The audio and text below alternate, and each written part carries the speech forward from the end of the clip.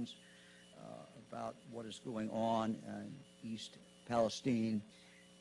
We've tried throughout this to continue to inform the public, everyone, but most particularly the people who are directly affected. So today, I brought many members of our team together to talk about the current monitoring that is that's underway, and to really answer any outstanding questions that may still be out there. Today, I have experts from the Ohio Environmental Protection Agency, the Ohio Department of Health, the Ohio Department of Natural Resources, the Ohio Department of Agriculture, Ohio Department of Public Safety, Ohio Emergency Management Agency, the Ohio Department of Transportation, and the Public Utilities Commission of Ohio. They're all in the room with me today. Let me go back to February 3rd, 8:55 p.m. when the train wreck occurred. While traveling through East Palestine on Friday night, February 3rd, a north-southern train derailed, causing a massive fire. Around 50 railroad cars were impacted by the crash, including 10 that were hauling hazardous materials. In addition to the fire, there was also serious environmental concerns. U.S. EPA and the Ohio EPA worked to slow the flow of contaminated water, while firefighters worked to extinguish the blaze. By that Sunday, 2 days later, concerns began to arise in regard to the temperature in one of the cars. I was on a conference call that night around 7:30 when that information was first given to me. Based on the conversations that I was hearing and information, it was clear that more assistance was needed in East Palestine, and so I activated the Ohio National Guard to go there, which they did very, very quickly. I was also informed on that call about the car where the temperature was described as very volatile, and at that moment was in fact rising. The fear was that this car might explode, sending deadly shrapnel in all directions. The next morning, I traveled to East Palestine. I met with those on the ground, those who had been working, those who represented the railroad, as well as the federal government. It was clear at that point that we were faced with two bad options. One option was to do nothing and wait for the car to explode.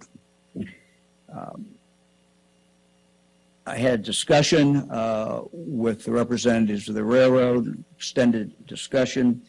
I brought Pennsylvania Governor Shapiro in that through my cell phone, and we went back and forth for a couple hours, trying to just weigh the risk, one versus the other. The risk of the car exploding was described to me as high probability that it could explode.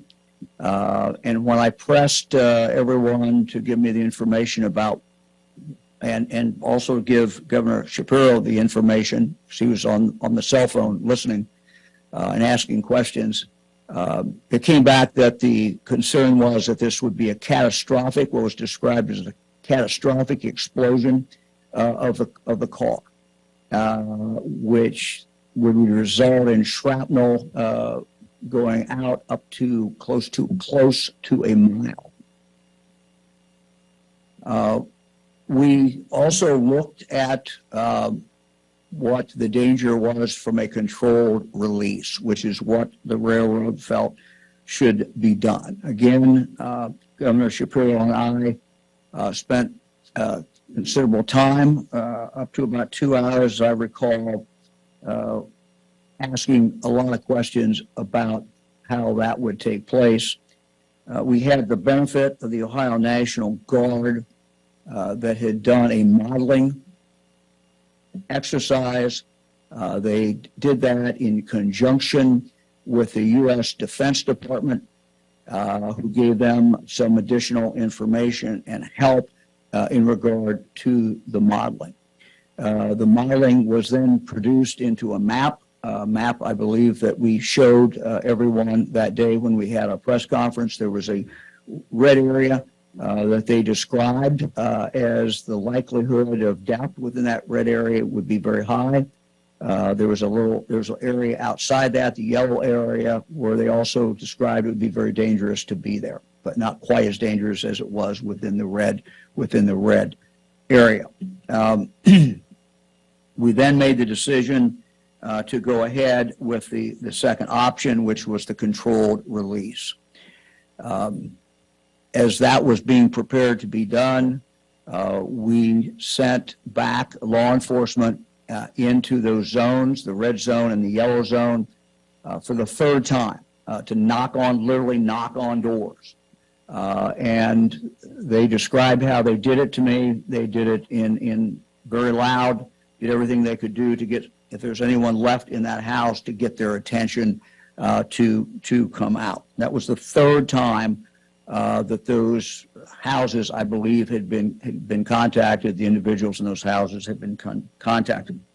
The controlled release did it in fact occur. It was, to my understanding, delayed a little bit.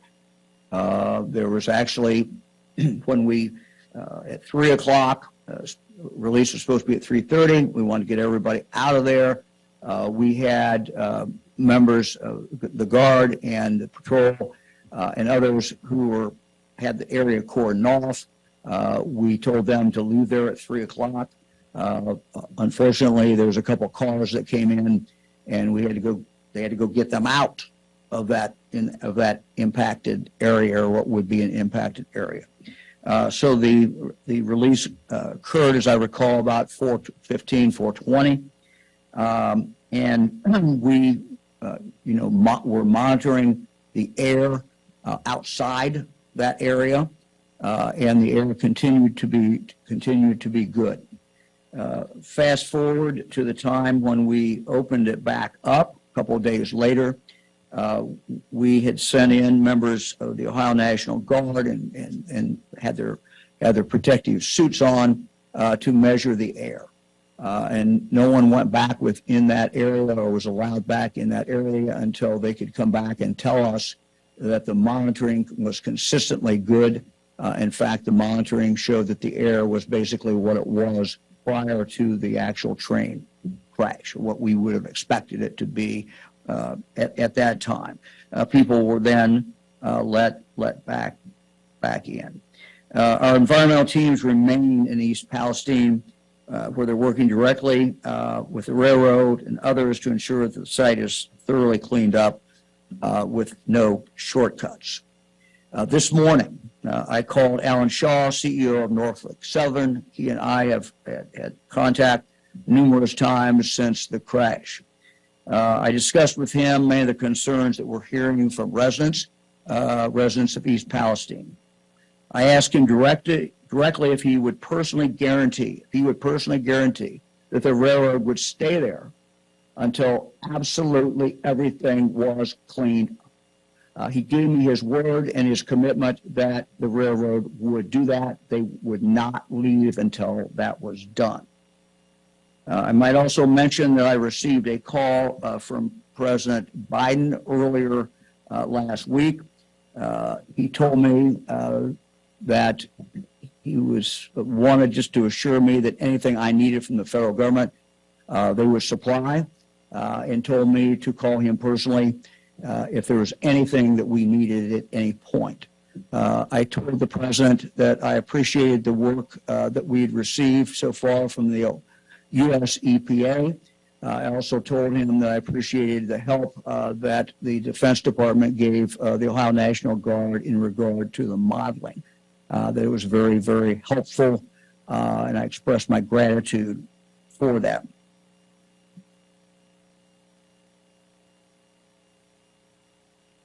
Let me also say that J.D. Vance and Congressman Johnson have been in touch with me. In fact, I just talked to both of them a moment ago again. They've expressed their interest in doing anything that needs to be done. I know Senator Brown has as well. And let me just now talk about something that I did learn today, which I think does impact Congress. I learned today from the PUCO, Ohio's PUCO, that this train was not considered high hazardous material train. Let me repeat this. This train apparently was not considered a high hazardous material train. Therefore, the railroad was not required to notify anyone here in Ohio about what was in the rail cars coming through our state. I would think that the members of Congress, and I would ask them to take a look at this, even though some rail cars did have hazardous material on board, and while most of them did not, that's why it was not categorized as a high hazardous material train. Frankly, if this is true, and I'm told it's true, this is absurd, and we need to look at this, and Congress needs to take a look at how these things are handled. We should know when we have trains carrying hazardous material that are going through the state of Ohio. So I ask Congress to take a look at this and again see what they can find out, and if those facts as I related them are true, to take the appropriate action. So let me now get down to sharing the information that we have. Let me just state again, we will continue to do this. We're not leaving either. We're not leaving at East Palestine until everything is done. And we have, as I indicated, a number of agencies from the state of Ohio that have been involved, and they will continue to be involved as we move forward. Let me now ask Mary Mertz, the director of the Ohio Department of Natural Resources, to come up. I think Steve Gray was going to come up as well and discuss the question about the dead fish. I know that people have been seeing the dead fish. They want to know what is going on, whether that is continuing to be a problem. And I've asked the director of the Ohio Department of Natural Resources to talk about that and talk about some of the streams that are in fact impacted. From there, we will go, and I will introduce her in a moment, but a representative from the Ohio Environmental Protection Agency who will also talk about the water quality, and we'll move from there to the water and to the air. Director Mertz. So I wanted to start off to give you just a little bit of context about the waterways we're talking about, where they are and how the water flowed. So I think Steve's going to help me out here. So the initial water impact was at Sulphur Run. Were you able to, can you find that on there, or do we need to use the map in your hand? So it'll be up here. So above this map, but we have a smaller map here. The initial impact was at Sulphur Run, leading down into Leslie Run to Bull Creek, and then a portion of the North Fork of Beaver Creek.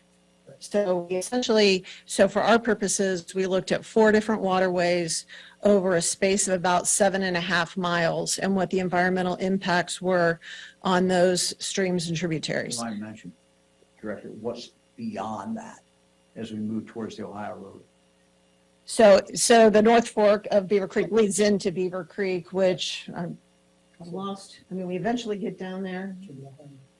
So, Yeah, Beaver Creek does go directly into the Ohio River. Yeah, go for it. so the North Fork of Beaver Creek goes into the main stem of Little Beaver Creek, which is a state scenic river, and then that flows into the Ohio River.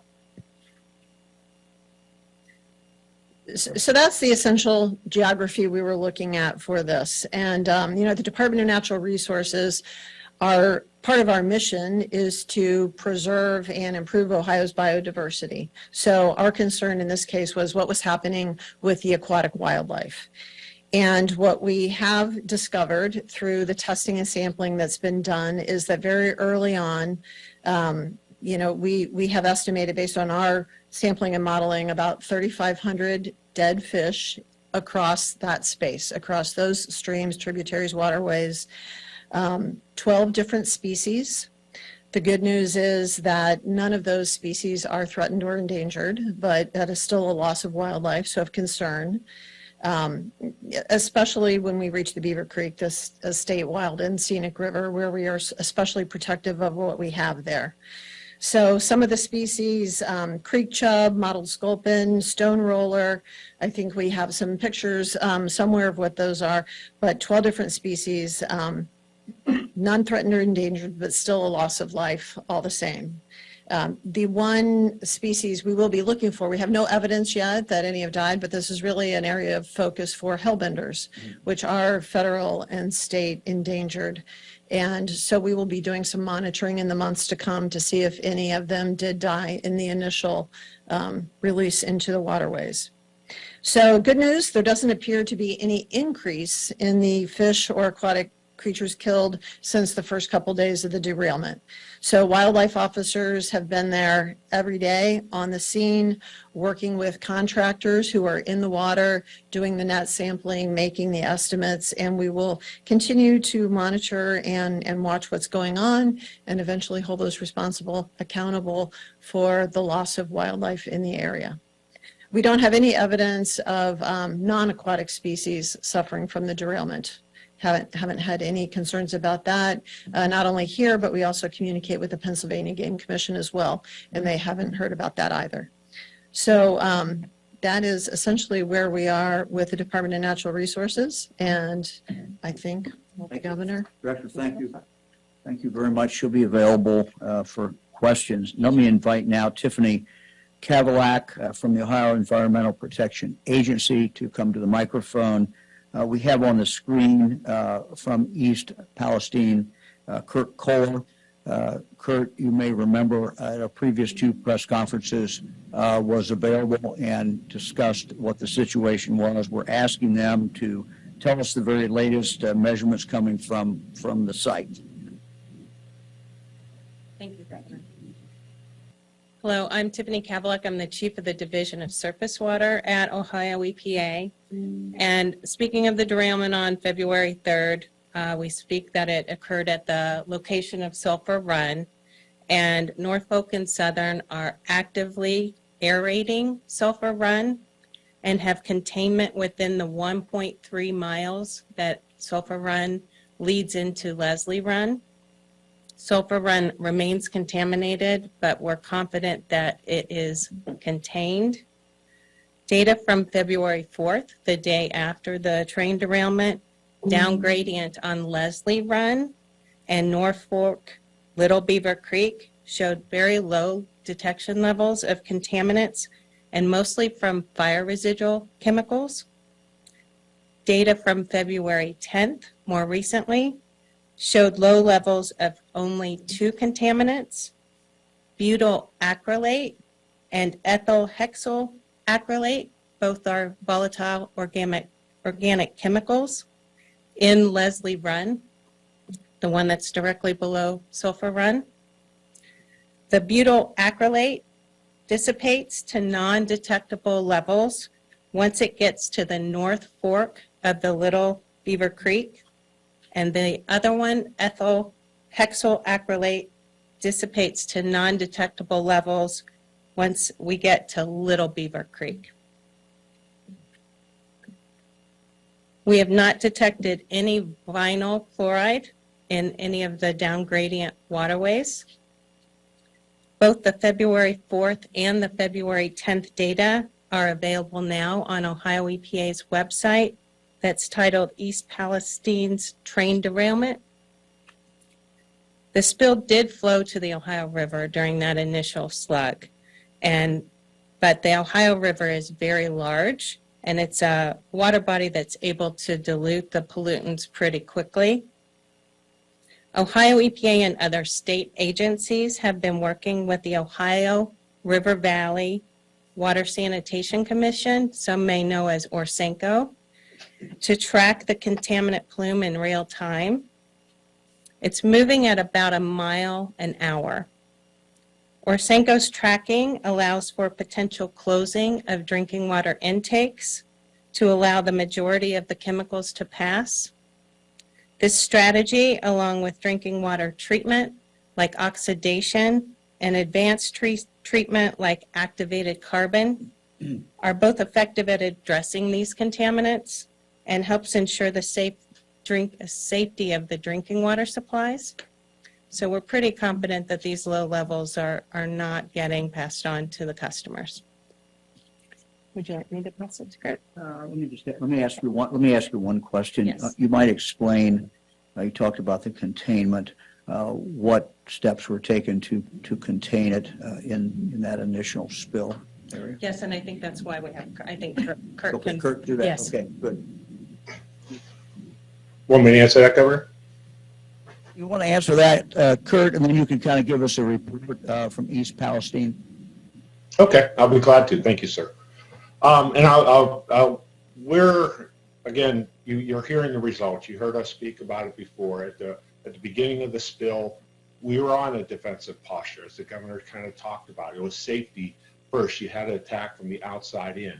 Since the conditions have changed and removal of the threats from the rail cars, the cleanup in the emergency phase has been on the offensive.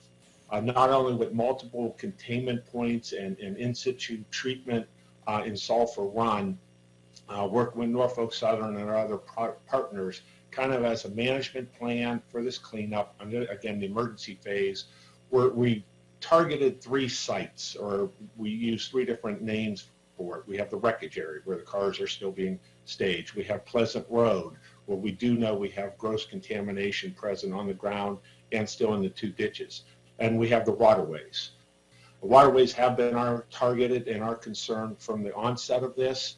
We did get initial dams, dirt dumped into the creek to stop the flow, or the booms, the oil containment booms, to stop the floating product.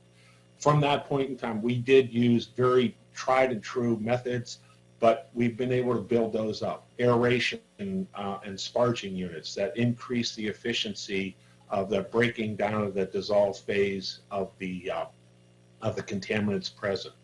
We do. Again, Sulphur Run, we have it contained. It is our control area. We're confident that the materials getting out of there and extending down into Leslie Run are good. There is residual material in Leslie Run. That's some of the explanation why there is still some of the detections. We do have aeration in Leslie Run. Back into the site, like at Pleasant Road, where the butyl car did release material along with the vinyl chloride burn areas, there has been active excavation of those grossly contaminated soils.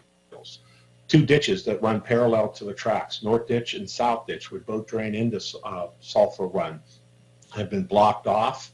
The water that naturally flows in there from the wetland is being pumped around so we don't augment any contamination and continue to push high levels of contaminants downstream. And then excavation of that material has already begun. The center line of the track where butyl acrylate was puddled along with vinyl chloride residues is actively being excavated. It is a constant source reduction, again, with the target of moving over into the remediation phase. We're trying to get rid of, again, the high-level gross contamination. Ohio EPA's emergency response, along with other support from our multiple divisions, have boots on the ground all day, every day since the onset of this incident. I'm confident that we'll get it to a stage where it's safe to transfer over for remediation. Thank you very much. Let me ask you one question. Yes, sir. And then if you'll stay around, because the media may have some questions for you when we finish. Yes, sir. How far along is this removal of dirt? My understanding is they're going down 1 to 3 feet down into the ground, but how far along are they in regard to that? Current volumes, we have about almost 1 million gallons of water collected and stored in various storage containers on site from the liquid waste standpoint. And then from the solids, if I remember, there's almost 500 cubic yards of vinyl chloride impacted material.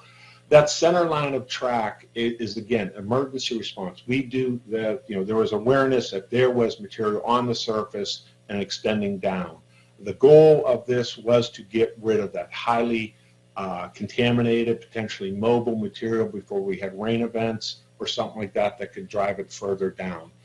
This initial phase, some of these pits, sir, are now about 700 feet long and about 8 foot deep in some areas. And this main excavation going now there's some stability issues. So I think they're reporting about 4 to 5 feet below ground surface down to a hard packed clay. And that is going all the way from Pleasant Road into where the main derailment occurred. So it'll in the range of 1,000 foot or more. Do you have any idea what percentage of the work is done yet, roughly?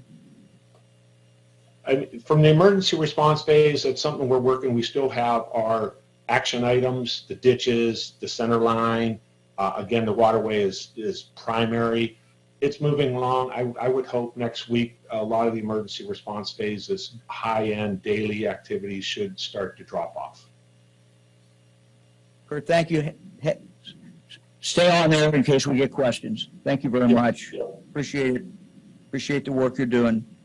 Thank you. Let me now introduce Dr. Bruce Vanderhoff, the Director of the Ohio Department of Health.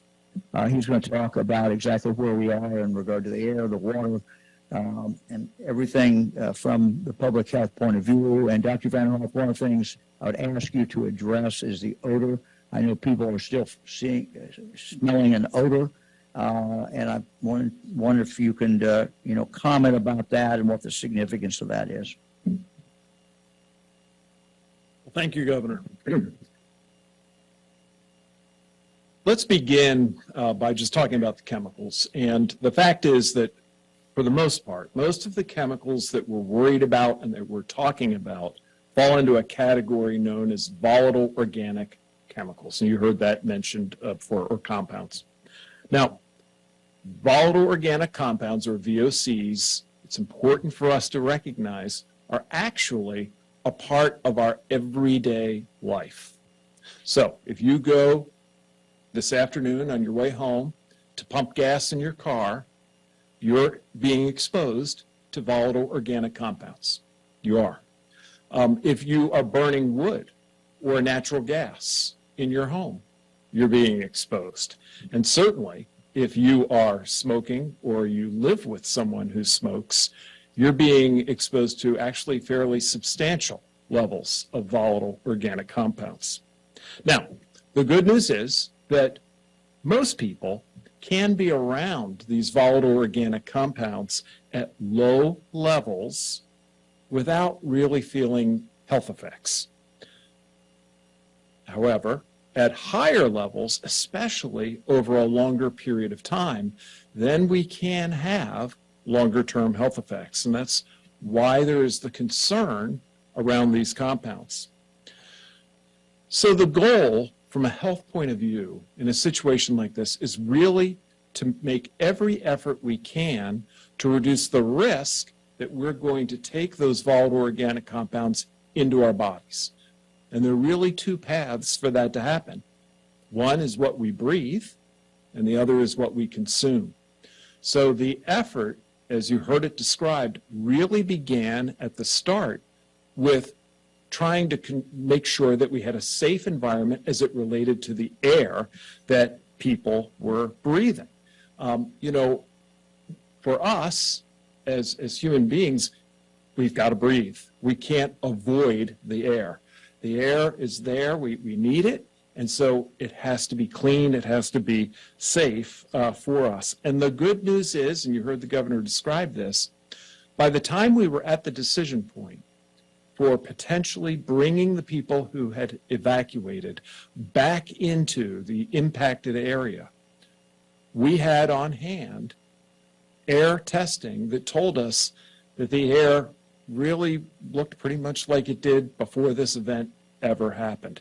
So that gave us really great confidence when it came to that aspect. But then there's the second aspect. Even after bringing people back, we made it clear that, hey, the next piece of this is your water source.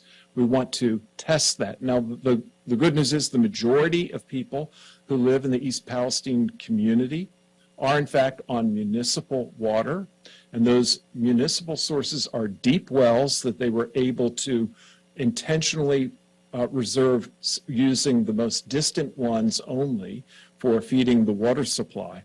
But nevertheless, there are quite a number of people who are on private water systems, mostly private wells. We have strongly encouraged all of those people on private wells to get their wells tested, and that will be done at no cost to them. This is something that is part of the remediation, and it's very important for the reasons I just described. Now, if you are one of the people who live in the impacted area and have a private water source, you're not on municipal water, I'd encourage you to call a number.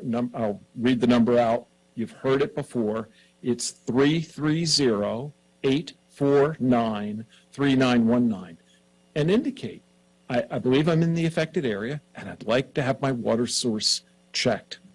Now, we're strongly recommending those who have not yet had their water source checked to use bottled water. And bottled water is being made available again. Same phone number that you can call if you need access to that. This is going to be particularly important if you are pregnant, if you are breastfeeding, or if you are preparing formula for an infant. So we would encourage you to avail yourself of that water. The bottom line is that from the very start of this, we have taken every step possible to assure that people's safety was first and foremost. And that with the compounds that we're talking about, in consultation with experts at the national level, we have first made sure that we were providing a clean atmosphere, clean air, and now we are actively working to assure that people, for the long run, have clean water. Thank you. Thank you very much. We're happy to take any questions for anyone who's talked about.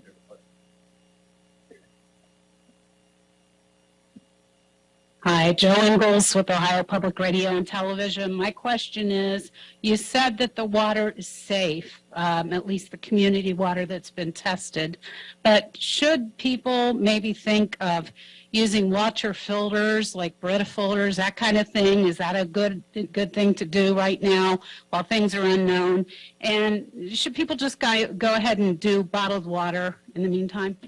At this stage in the game, we are recommending that people in the community consider using bottled water.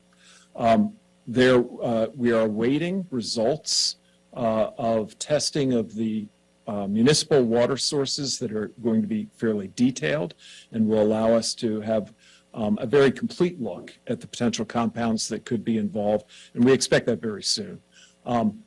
You know, from my point of view, using bottled water for a short period of time is pretty easy to do. And once we have data and information, especially if you have a private water source, look, there are things that we will be able to do. It may be drilling a new well, a deep well instead of a shallow well. It may be using some of the remediation tools that were described for municipal sources that include forms of aeration and charcoal filtering, et cetera. So for right now, I think bottled water is the right answer. Hi, this is Ashley Bornanson with WBNS. I also have a question for you, Doctor. In terms of that radius of those who should be drinking bottled water, how far does that radius go? Could this impact Central Ohioans? And what could that impact be on the current health of those who might have been intaking this water? Thank you. So we're very confident about, and there are maps in the that are available in the community of what we believe to be the impacted zone for these wells. And if people call that hotline, they'll be able to access that. For people more distant, I'm going to turn to some of my colleagues from the Ohio EPA to describe again that process of testing. If you're in Central Ohio, this is really not relevant to your water source. If you're actually in most of the rest of Ohio, we're really talking about those who have municipal water sources coming off of the Ohio River, and I'm absolutely confident that Orsenco and the local communities, along with Ohio EPA and US EPA, are using every appropriate caution to assure that there's no public health impact. So then you want to do the Ohio River again. Sure. Important. Yes, it is important.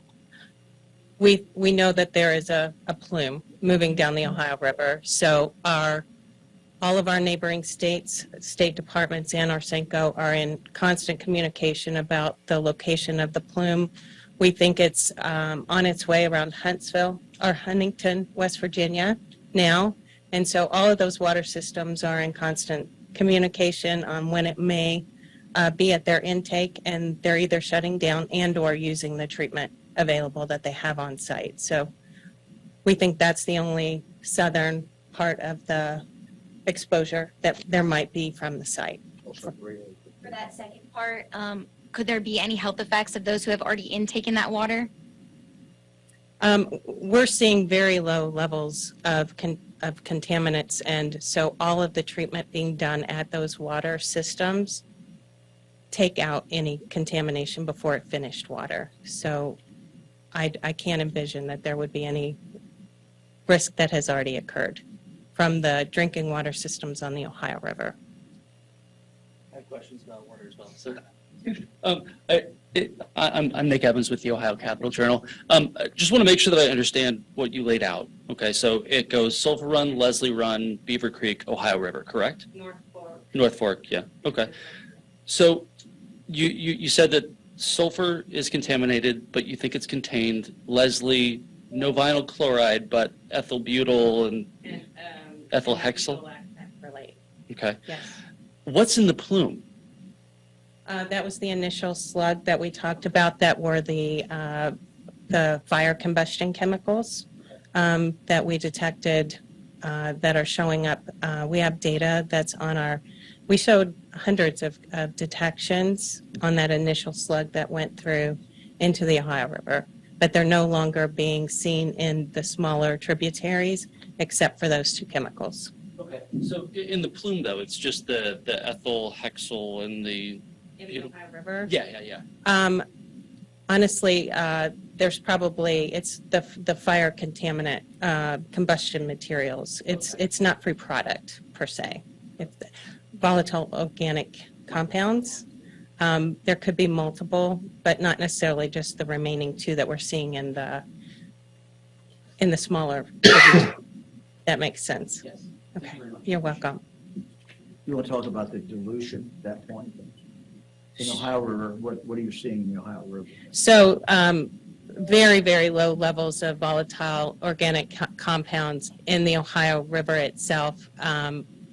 Probably it helps that it has been very diluted, and we don't expect any higher concentrations to follow than the initial onset of the plume that we're tracking. You're welcome.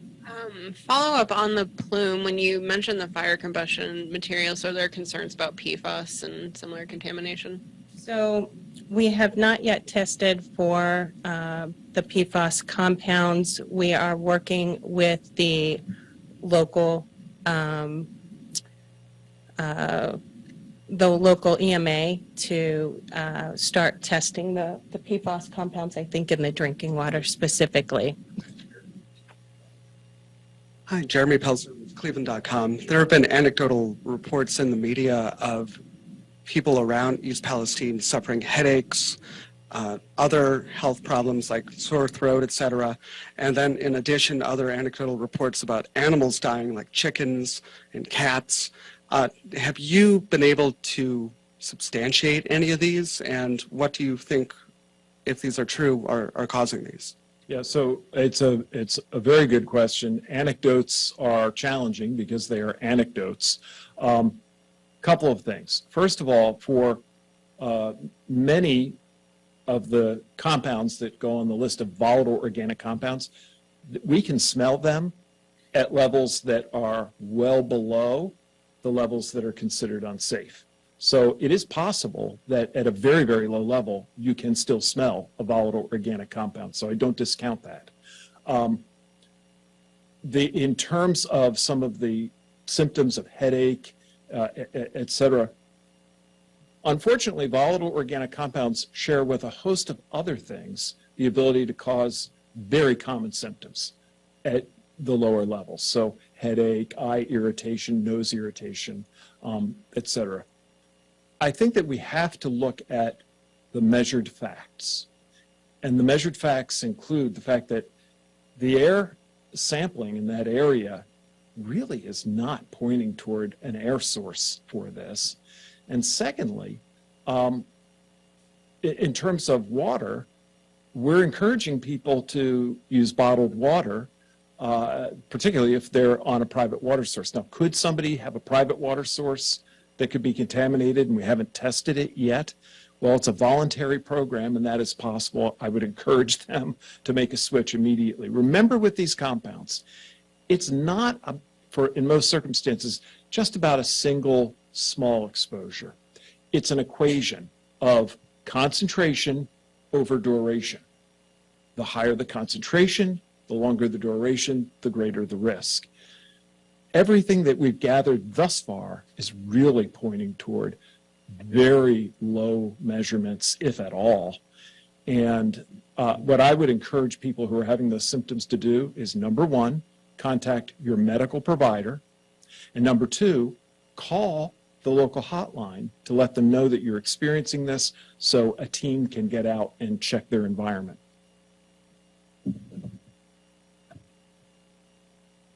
Governor, I don't want both of my fellow members and me here to get over there. Senator Vance was on Fox News critical of the Biden administration, and even some Democrats have been critical of the Biden administration response. Are you satisfied with the Biden administration response, and is there anything you'd like to see more out of the administration as far as help with this? Look, our Ohio EPA works with the U.S. EPA. These are the principal people involved. The federal government is conducting an investigation to determine why this wreck occurred, this crash occurred. We await that, and certainly we'll be interested in seeing what is going on. Look, the president called me and said, anything you need. I have not called him back after that conversation. I will not hesitate to do that if we're seeing a problem or anything, but I'm not seeing it. Patrick Rosakis with the AP. It's probably a question for ODNR. I know you had mentioned that there weren't any maybe like reports of animals dying because of the controlled release. But again, we have been hearing anecdotes from people in the area about pets or other agricultural animals. What can they do if they believe that their animal died because of this? And like, what is ODNR doing to measure that? Yeah, I think that's probably. Director of Agriculture, Brian Baldridge. Thank you, Governor DeWine, and thank you for that question as far as the livestock community. From the agricultural, from Department of Ag standpoint, we've been in contact with folks in the community as far as the veterinarians. Our state vet, Dr. Summers, has been in contact with folks in that community, and that's what we're telling folks. If you see symptoms of your livestock, reach out to your local vet.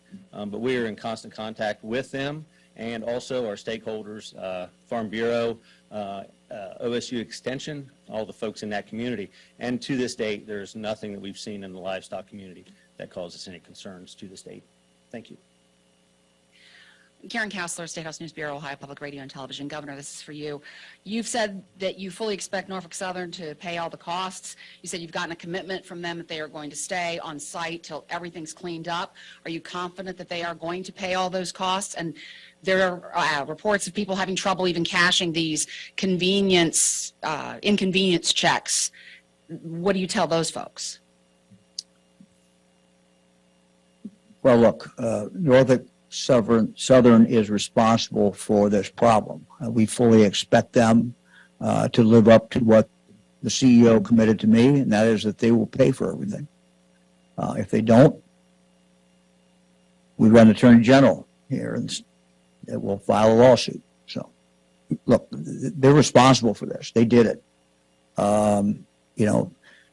This is the impact on this community is huge.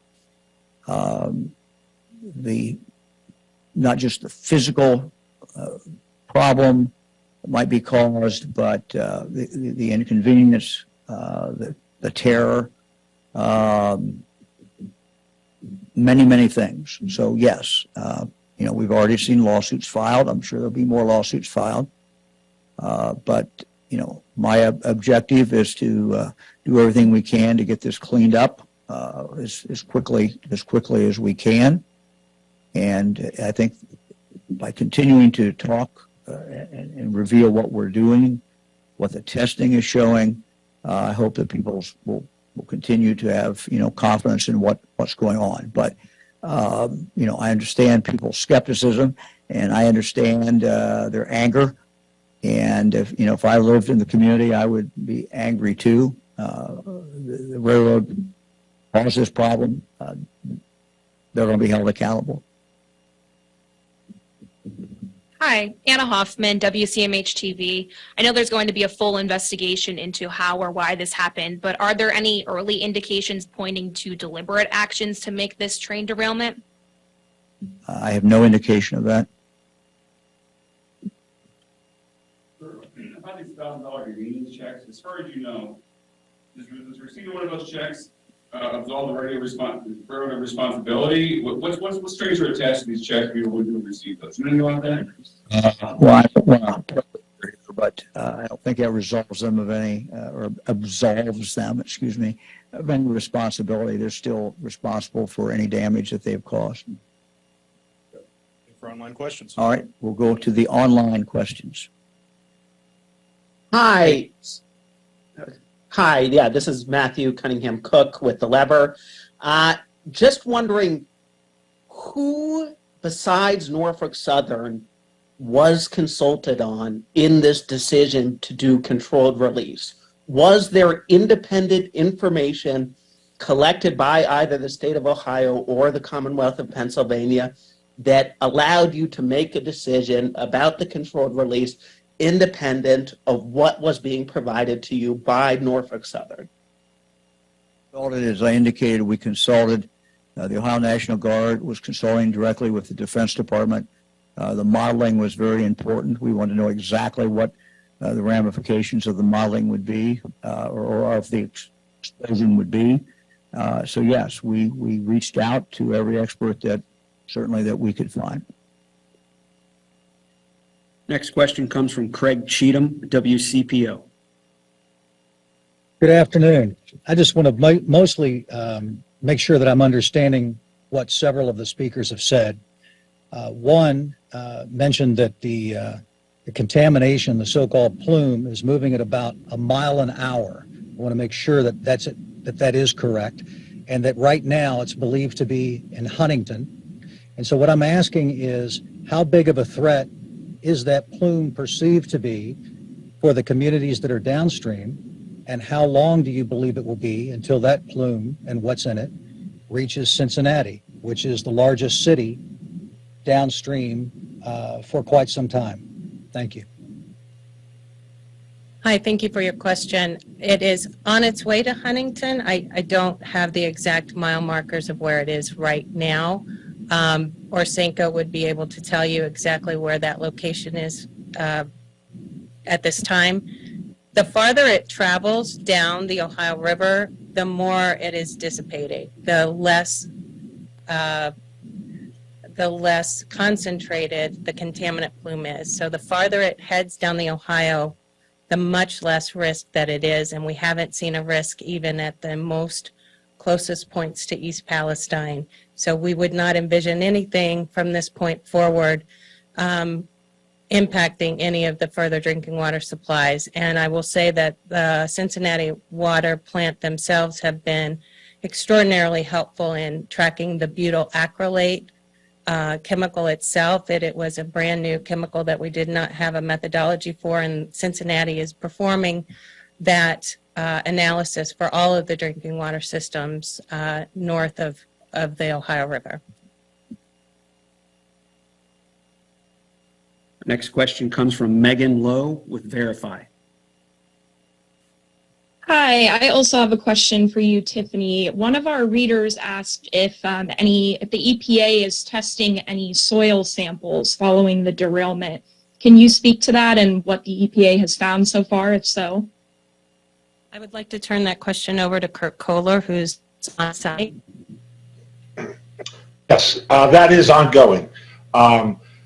It's twofold. Part of, again, that remediation phase, what's called a geoprobe, which is able to push rods down into the ground, pull soil up from at depth, is ongoing. That is going down both sides, the center line of the track, both sides, all the way through Pleasant Road and beyond the derailment areas east. Separate soil samples have been collected within other areas of the vinyl chloride as part of the characterization and preparation for waste disposal. And again, Norfolk Southern has also taken advantage of the excavation and planning for, again, what would be foreseeable remediation efforts and ongoing collection. So yes, sampling is being done.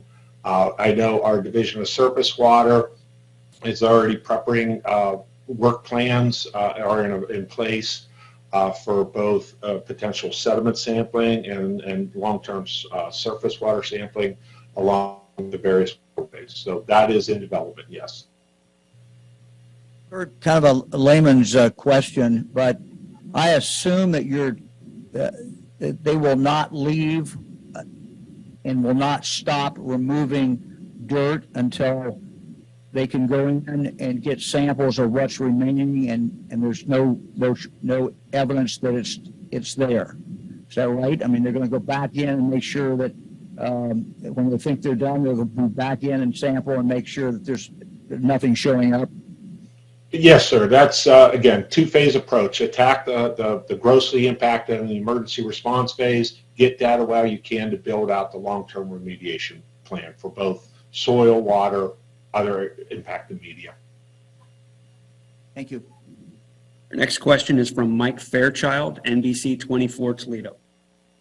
Thank you, Governor, for taking time out today. You earlier in this press conference referred to it was absurd that this train was not considered high hazardous. And it seems that in 2020, the Department of Transportation allowed rules to be laxed, I guess, to allow 100 or more tank cars filled with gallons of liquid petroleum gas, which could be also even more dangerous. What would you say to, you said that Congress needs to change this. Is there something that you can do as a governor to change the way these bomb trains are transported through the state? Thank you. Yeah, my understanding when we're dealing with the railroad, governor's power is very limited. This is generally a federal government thing that they basically preempt us on the control of the railroads.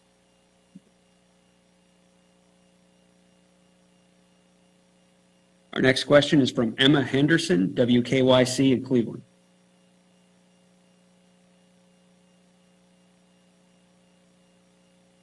Emma, are you there? All right, we'll move on to Courtney DeGeorge with Fox News. Hi, this is for everybody at the press conference, but there's been a lot of people who live in the area who have expressed concern about going back into their homes despite being told that the air is safe and the water is safe.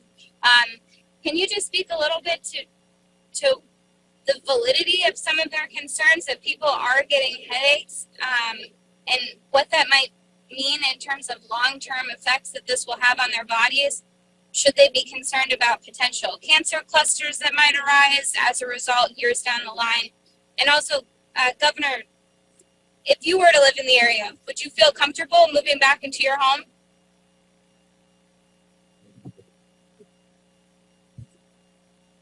Look, I think that I would be drinking the bottled water, and I would be continuing to find out what the tests were showing as far as the air. I would be alert and concerned, but I think I would probably be back in my house.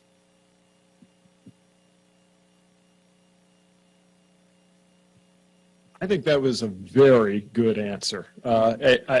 Truly, I think the governor really summarized the important points. Look, we've got very good data as it relates to the air quality.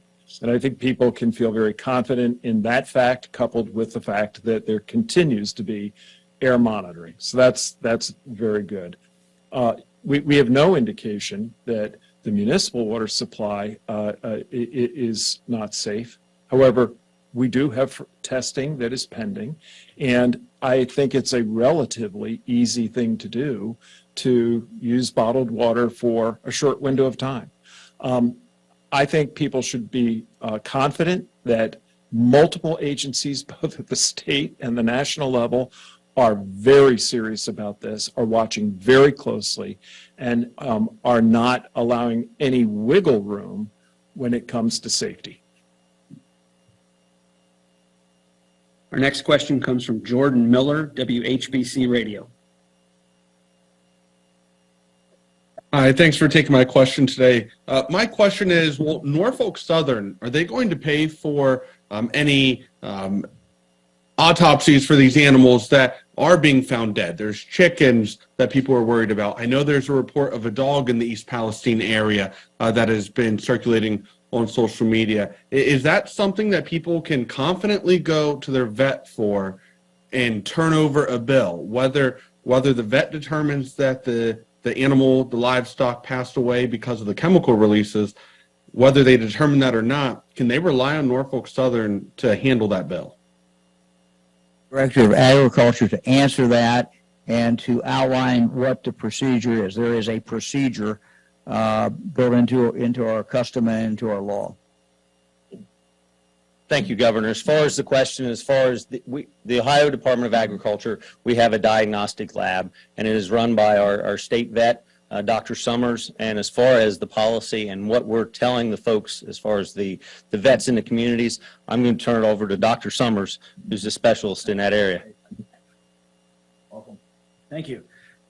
Dr. Dennis Summers, State Veterinarian for Ohio. Yes, just in short to answer your question, animals that die for any reason, livestock, pets, first call should be to your private veterinarian to seek guidance and consultation for that.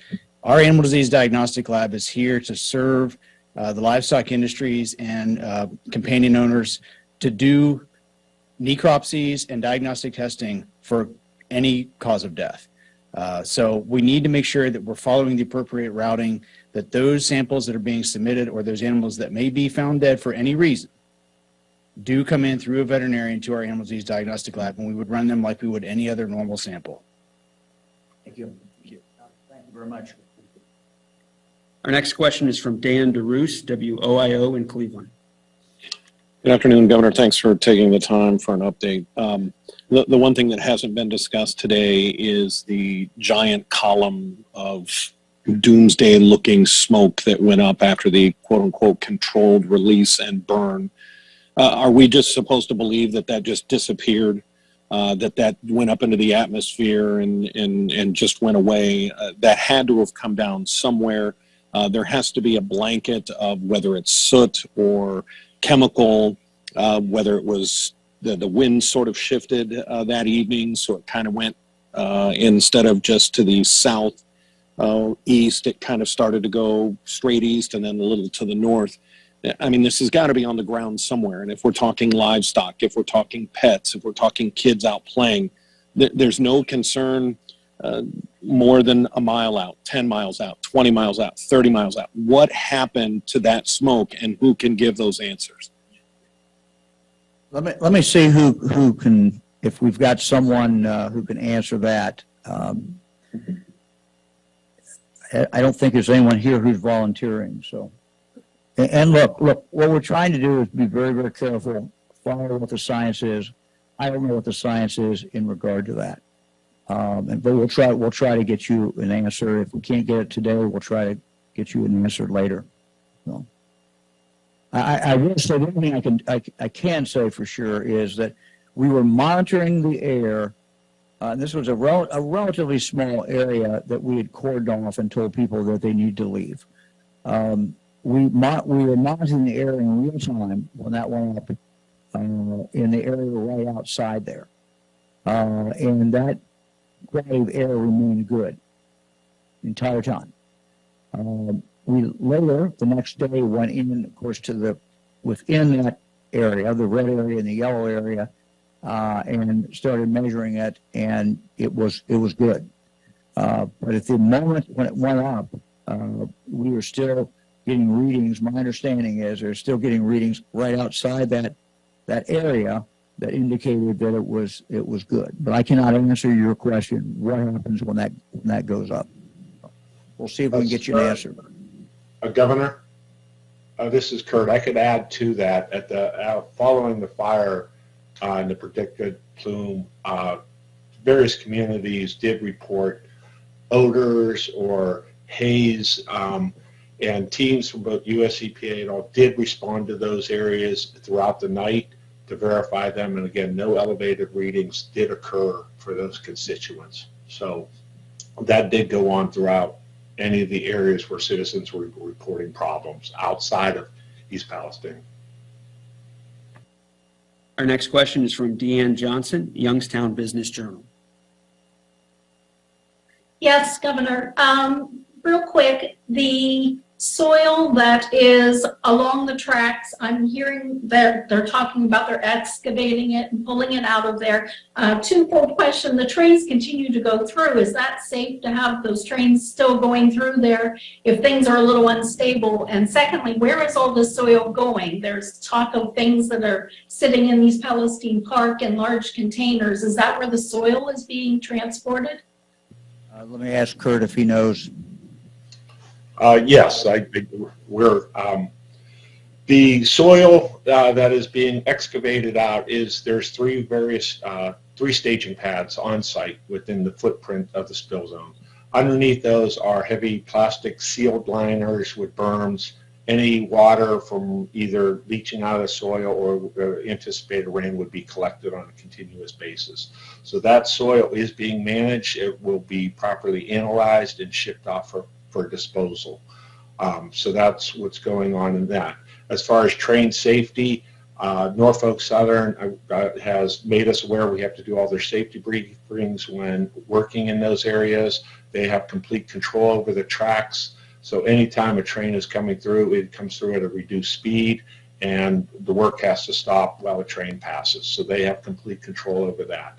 The wastewater storage, those big blue mobile storage tanks, they do hold 21,000 gallons capacity. We have them at various staging areas, depending on the work locations, like the one you referenced in the park. Is in the event we would have to pump material from the creek into those. Again, they are safe, they're sealed off, you don't have any direct access to the material inside, and they also inside secondary containment in case something would happen to those containers. So that's how waste is being managed on site, and we work with Norfolk Southern daily on that to monitor. When we have people from our hazardous waste unit group working with them directly, again, boots on the ground every day. Okay, our final question today is from Dylan Carr, the Ashland Source. Hi, thanks for taking my question here. We have readers in Ashland, Richland, and Knox counties, and they've expressed concern in the air and water quality in the aftermath of this. How concerned, if at all, should these people be? And if they should be concerned, even just a little bit, what steps should they take in terms of obtaining testing kits or anything like that? We'll start with the surface water. As you saw from the maps that we showed, the surface water is heading southeast to the Ohio River. So the locations that you mentioned should not receive any contaminated surface water in their area. But I'll let Dr. Vanderhoff talk about the air. Yeah, I think that they can feel very confident. Again, we have to think about the dilutional effects that happen as well as the predominant winds. I would not consider those communities to be at high risk. And again, we've been very careful about the water. We will learn more as we are doing the surrounding private water well testing. But again, they're underground water sources are not in the zone that we would expect to be affected. We've had a request for you to repeat the number. If Oh, someone was yes. testing. Yeah, sure. I do have that. And I put my notes away, so let me grab it here. It is 330. Let's see here.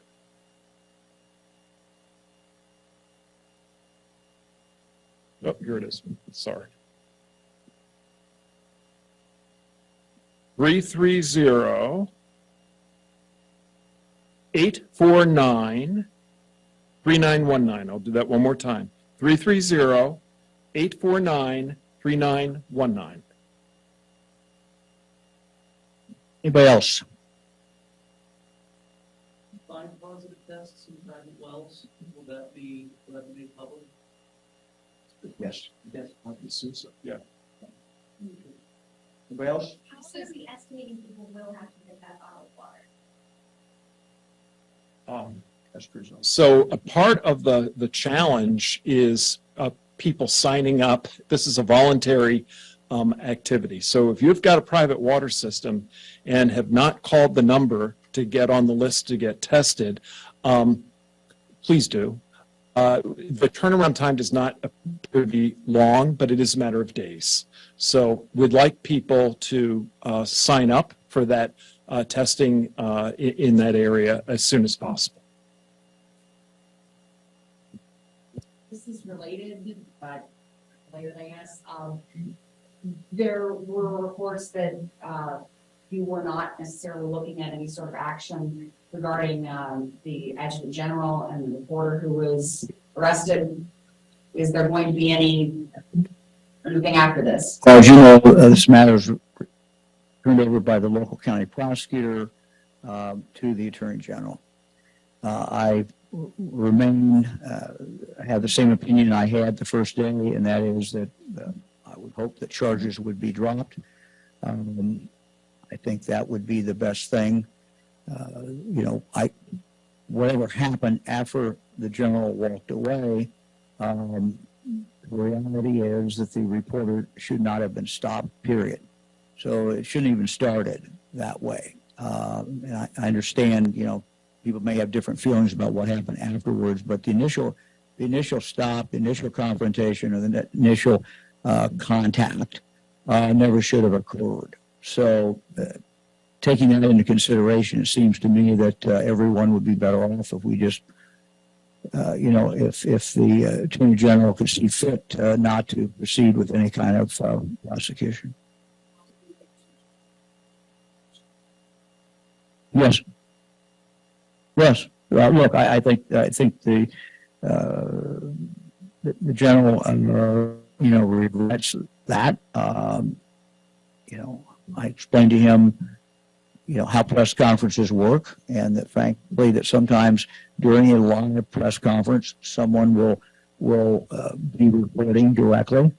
Someone could be right now standing back there and reporting if they wanted to, and they have the right to deliver the news however they want to deliver the news. So yes, we've had a conversation, and he regrets the whole situation. So we will continue to keep you apprised. We don't plan at least on doing a press conference every day. What we do plan on doing is every day, at least once a day, release the information, any new information that we have. So you can expect that to come from the governor's office. You can expect that to come as a kind of a day's summary of what is going on. That does not mean there won't be other information that's posted in different forums, but coming out of the governor's office, we're going to try to summarize it once a day, get it to you in time so that you can utilize that. So thank you all very much.